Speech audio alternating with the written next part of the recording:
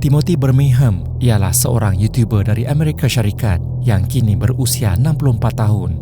Dia banyak memuat naik video vlog kehidupan harian dan ulasan ringan yang menarik perhatian ramai penonton dunia YouTube sejak mula aktif pada 8 Mac 2011. Kini salurannya mempunyai 143,000 pengikut yang mengikuti kandungan videonya yang ringkas dan bersahaja.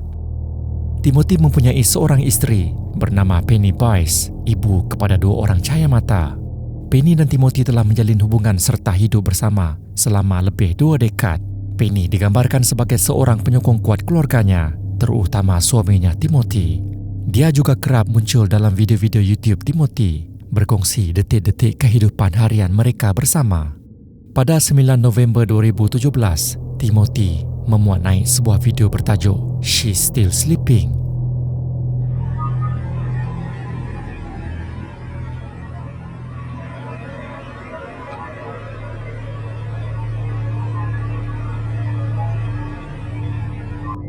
She's still sleeping. And she's still sleeping.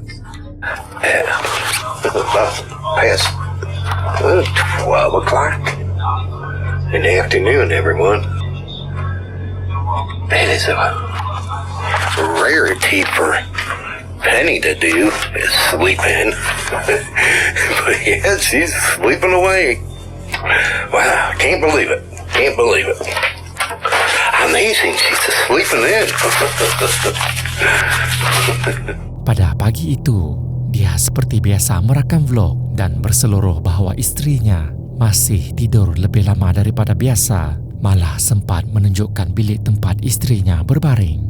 Situasi ini kelihatan seperti rutin harian biasa yang sering kita lihat dalam rakaman vlog, di mana mereka menceritakan aktiviti seharian secara santai dan bersahaja. Namun kebenaran di sebalik video tersebut sebenarnya jauh lebih tragis. Not used to seeing her sleeping. Usually she's up and being on her computer or doing something, but she must be tired. Must be tired. Hakikatnya, istri Timothy telah meninggal dunia ketika sedang tidur. Ketika proses rakaman dilakukan, malah selepas video itu dimuat naik, Timothy masih belum menyedari Penny sebenarnya telah meninggal dunia. Ianya merupakan satu pengalaman yang amat menyedihkan untuk ditonton. Lebih-lebih lagi apabila tragedi itu berlaku secara terbuka dan menjadi tontonan para pengikutnya.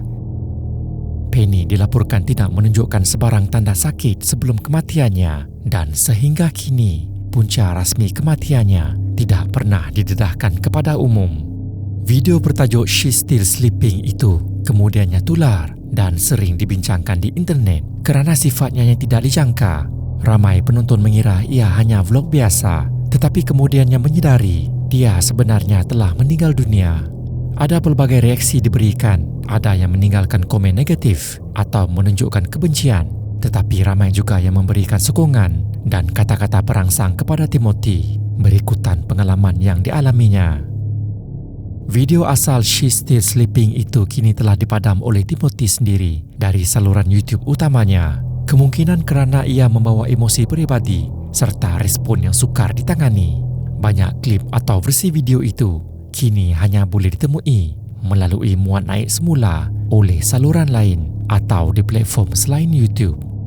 Walaupun mengalami tragedi ini, Timothy terus menghasilkan dan memuat naik video-video lain selepas itu. Dalam beberapa video susulan, dia banyak berkongsi tentang bagaimana sokongan penonton dan komen-komen positif membantunya melalui masa sukar.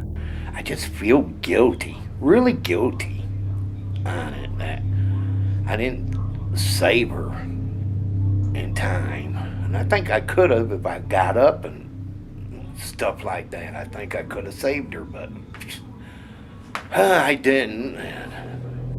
Sehingga kini, dia masih aktif memuat naik video ke saluran di YouTube-nya walaupun menghadapi kehilangan isterinya.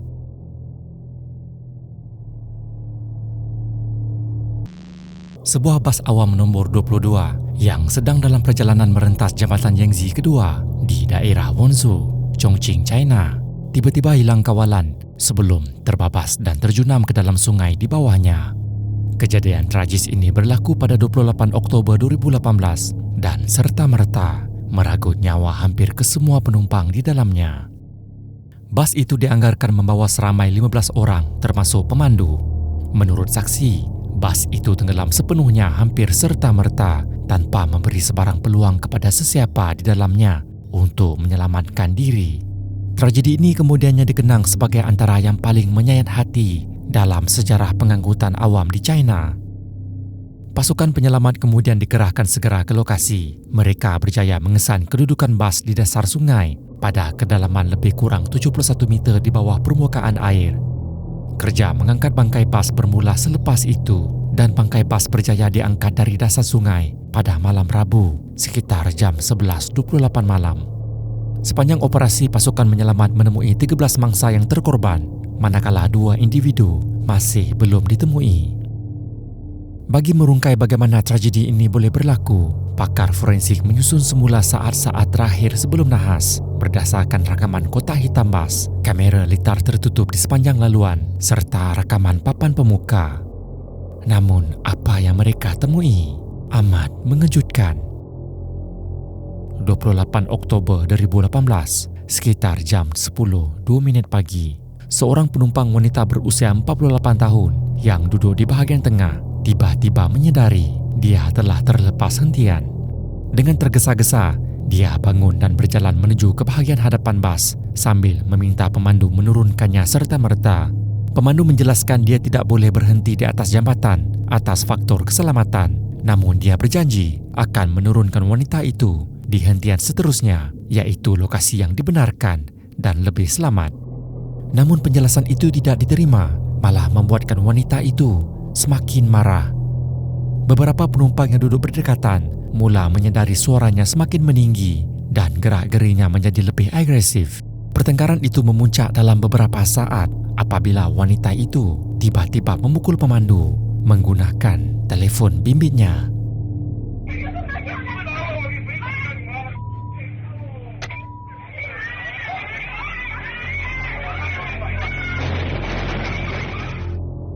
Tindakan mengejut itu menyebabkan pemandu hilang tumpuan sepenuhnya, lalu bas yang dipandunya terus hilang kawalan. Kenderaan itu terbabas memasuki laluan bertentangan sebelum merempuh penghadang jambatan dan terjunam ke dalam sungai di bawahnya. Hakikatnya, pertengkaran fizikal antara pemandu dan seorang penumpang merupakan punca langsung nahas berlaku. Pakar undang-undang kemudian menjelaskan kedua-dua pihak yang terlibat boleh dipertanggungjawabkan atas tindakan mereka dan keluarga mangsa berhak menuntut ganti rugi daripada pihak berkenaan atau pihak pengendali bas. Seorang peguam yang dipetik dalam laporan berita menyifatkan insiden ini sebagai antara yang paling tragis yang pernah disaksikannya, di mana emosi telah mengatasi kewarasan yang akhirnya membawa kepada kehilangan nyawa.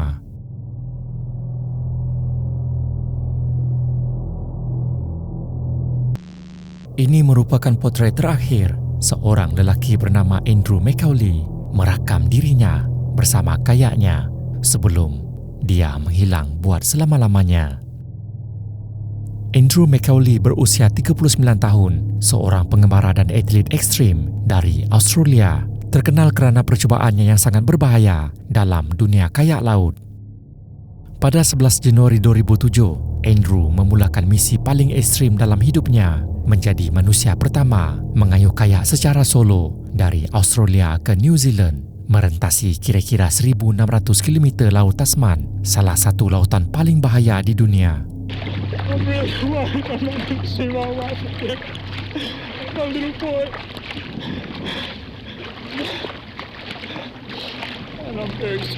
Sebelum misi ini, Andrew telah menghabiskan hampir 10 tahun membuat persiapan. Dia berjaya menyempurnakan 3 penyeberangan dari Australia ke Tasmania melalui Selat Bass yang terkenal berbahaya, serta 1 perjalanan solo selama 7 hari merentasi Teluk Carpentaria yang penuh risiko.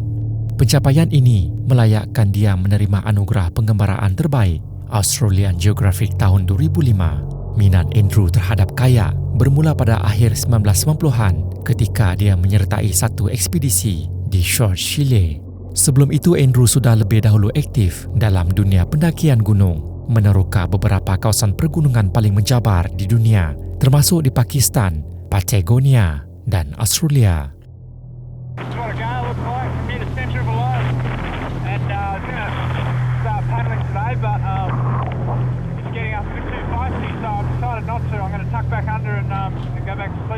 Pada Khamis 8 Februari, jarak antara Andrew dan Milford Sound hanyalah 120 km, titik terakhir yang menandakan penghujung perjalanannya.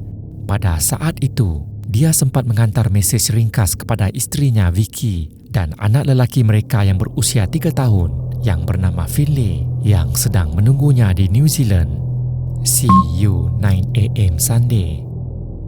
Ini bermakna dia telah hampir sampai ke destinasi, kurang daripada 10% baki daripada keseluruhan laluan 1,600 km yang dirancang.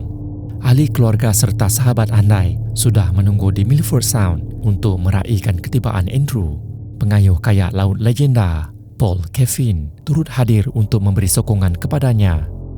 Pada Jumaat 9 Februari, sekitar jam 7 petang, pengawal pantai New Zealand menerima satu transmisi radio daripada sebuah kapal yang menamakan dirinya sebagai Kayak One.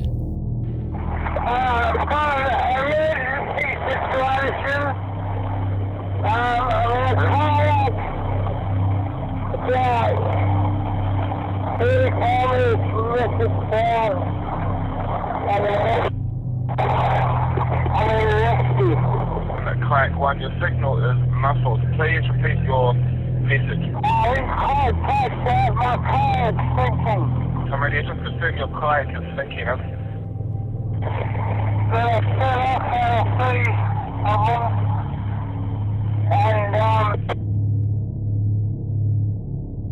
Pada mulanya keluarga Andrew menyangka ia mungkin sekadar panggilan gurauan atau mungkin cubaan Andrew untuk membuat laporan rutin malamnya selepas bateri telefon satelitnya telah kehabisan tenaga. Namun tiada siapa benar-benar percaya Andrew sedang berada dalam bahaya. Kemudian selepas analisis lanjut, pihak penyelamat dapat mendengar kata-kata yang lebih jelas seperti tolong dan karam dalam rakaman itu.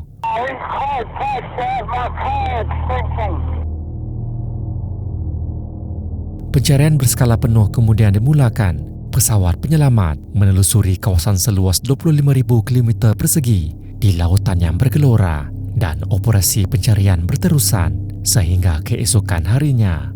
Pada malam berikutnya, pasukan penyelamat menemui Kayak Andrew dalam keadaan terbalik namun hampir sempurna, hanya sekitar 54 km dari pesisir Milford Sound. Satu-satunya bahagian yang hilang ialah kanopi kokpit gentian kaca berbentuk bulat yang digelar Casper, dipercayai tercabut akibat ombak kuat. Ketika Kayak ditemui, dayung, telefon satelit, GPS, alat suar kecemasan serta kamera video Andrew masih berada di dalamnya dan tidak diaktifkan. Namun Andrew sendiri tidak dapat dikesan. Hasil siasatan menunjukkan Kayak Andrew karam akibat ombak luar biasa. Pod perlindungan gentian kaca yang digunakan untuk menutup kokpit ketika dia tidur yang telah rosak beberapa hari sebelum kejadian dipercayai tercabut, menyukarkan Andrew untuk kembali ke kayaknya. Siasatan turut mengesahkan Andrew besar kemungkinan terpisah daripada kayaknya sebelum dipercayai mati lemas. Misi ini merupakan percubaan keduanya. Sebelum ini dia pernah memulakan perjalanan pada bulan Disember 2006 namun terpaksa berpatah balik selepas hanya 48 jam kerana mendapati sistem tidurnya terlampau sejuk. Selepas beberapa pengubahsuaian, dia memulakan pelayaran buat kali kedua. Andrew sempat membawa kamera video untuk merakam perjalanannya sambil meluahkan keterujaan dan ketakutan terhadap pelayaran sejauh 1,600 km itu. Make sure that I pull this off successfully because I've just got too many things to go back to. I've got a beautiful wife. I had a beautiful son, little Finlay. He's just the most gorgeous kid in the world. I really love him. I love you, kid. Yeah. Can't wait to see you again, Daddy. We'll come soon, okay? Dalam hari-hari terakhirnya, ketika dia sedang terapung sendirian di Laut Tasman, Andrew sempat mengakui bahawa dia mungkin telah melampaui batas kemampuan dirinya. Last thing I want to know, capsize. I really don't want to capsize again. But I've got to make progress as well, and I'm not going to make any progress if I sit in here all day. Walaupun ekspedisi ini merupakan pilihannya sendiri, Andrew bergelut secara emosi sepanjang pengembaraan tersebut, bersendirian, terdedah kepada bahaya dan keletihan fizikal yang melampau. Dia kerap menyatakan kegusaran terhadap keadaannya. Setelah pencarian gagal dan operasi menyelamat dibatalkan pada 12 Februari 2007, Andrew Macaulay dianggap hilang dan jasadnya tidak pernah ditemui sehingga hari ini.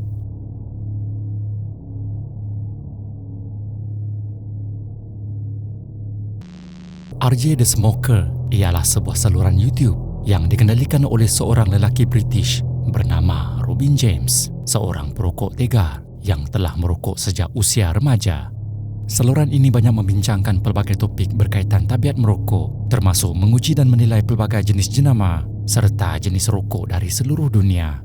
Video pertamanya yang bertajuk My First Smoking Beat dimuat naik pada 22 Januari 2010 dan selepas itu diikuti oleh ratusan video lain sepanjang tahun-tahun berikutnya. Robin jelas mempunyai minat yang mendalam terhadap rokok tembakau. Namun demikian, minat ini akhirnya membawa kepada kejatuhannya sendiri. Pada Oktober 2015, Robin memuat naik sebuah video bertajuk Important Update. Hello YouTube, welcome to this video. Today is a serious one. It concerns my health. The 22nd of September, which was a Tuesday, I went to the doctors. I had a cough for over 4 weeks. The doctor said, you need a chest x-ray. So I said, does it concern cancer? And he said, yes. The biopsy result on my left lung is as follows. I have got secondary cancer on the left lung. I spread from the lung out to the chest wall.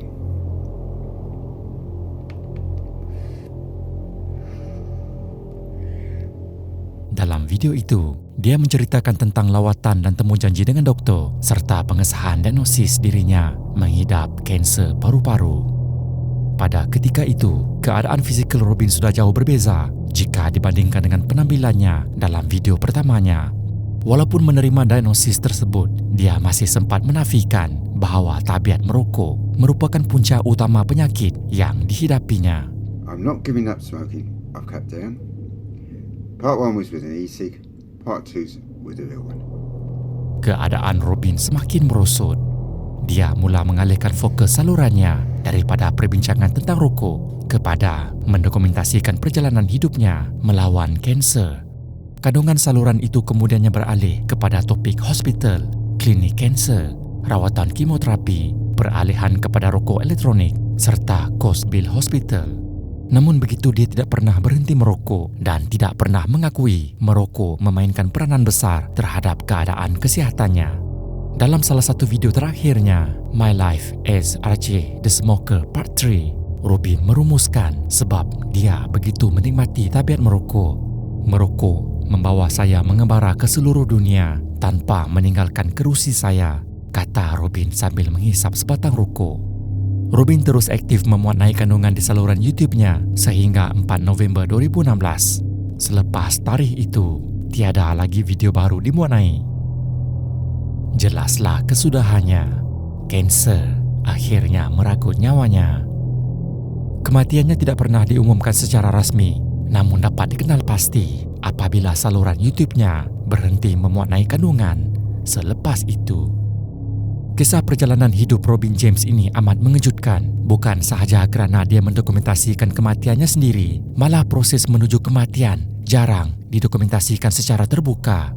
Apabila keseluruhan kisah ini digabungkan, ia bukan sahaja merupakan satu kisah tragis, tetapi juga sebagai satu pengajaran tentang akibat tabiat merokok. Saluran RJ The Smoker kekal wujud sehingga hari ini sebagai arsip digital.